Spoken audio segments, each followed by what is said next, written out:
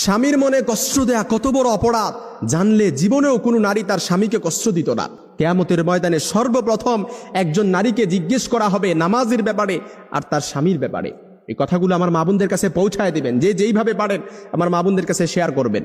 আম্মা জান আয়েশা রাদিয়াল্লাহু তাআলা আনহা বলেন, ইয়া মাশারান নিসা, হে নারী সম্প্রদায়, লাউ তাআলামনা হাক্কা আজওয়াজিকুন্না আলাইকুন্না, তোমরা যদি জানতে তোমাদের কতটা দায়িত্ব স্বামীদের উপর, লাজালাতিল মারআতু মিনকুন্না তামসাহুল গুবার আন কদামাই যাওজিহা বিখাদ্দি ওয়াজহিহা।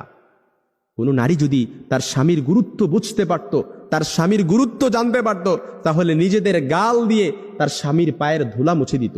সুবহানাল্লাহ বিহামদি, তার স্বামীর ধুলা মুছে দিত নিজেদের গাল দিয়ে।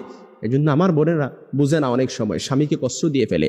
অনেকে মনে করে যে বর্তমান সময়ে সবচাইতে বেশি নারী নির্যাতন হয়, কিন্তু তারা জানে না, তারা গড় সংখ্যা দেখে না। বর্তমান সময়ে সবচাইতে যে তালাকের বিচ্ছেদের ঘটনা ঘটে, এটা হচ্ছে স্ত্রীর দ্বারা স্বামীকে ডিভোর্স দেয়, খোলা তালাক দিয়ে দেয়। স্ত্রীর দ্বারা সবচাইতে বেশি বর্তমান সংসারগুলো বিচ্ছেদ হচ্ছে।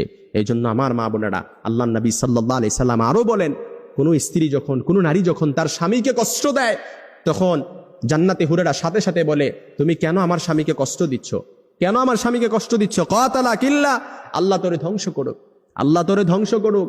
কেননা জান্নাতে হুরেরা কেন এটা বলেন? তারা বলতে থাকে, এটা যেমন তোমার স্বামী, ঠিক তেমনি এটা আমারও স্বামী। সে মরতে দেরি, জান্নাতে আসতে দেরি, আল্লাহ তাআলা তার জন্য আমাদেরকে অবধারিত করতে দেরি করবে না।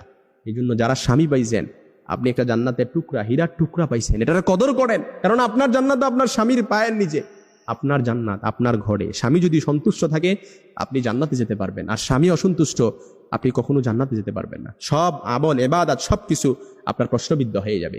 এই জন্য সব সময় স্বামীকে সন্তুষ্ট রাখতে হবে। অনেক মা বোনেরা স্বামীর প্রতি সন্তুষ্টের দিকটা খেয়াল রাখে না।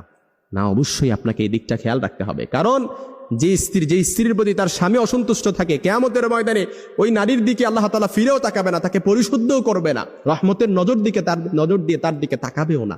এই জন্য আমার মা বোনদের কাছে মেসেজটা পৌঁছায় দিবেন, যে যেইভাবে পারেন তাদের কাছে শেয়ার করে দিবেন। কারণ আমরা চাই না আমাদের মা বোনেরা জাহান্নামে যাক, আমার মা বোনেরা জাহান্নামে যাক। আমরা চাই না। এই কথাগুলো অবশ্যই তাদেরকে শুনতে হবে, তাদেরকে বুঝতে হবে। যারা না স্বামী পেয়েছে তারা একটা হীরার টুকরা পেয়েছে, যারা স্বামী পেয়েছে এটার কদর যদি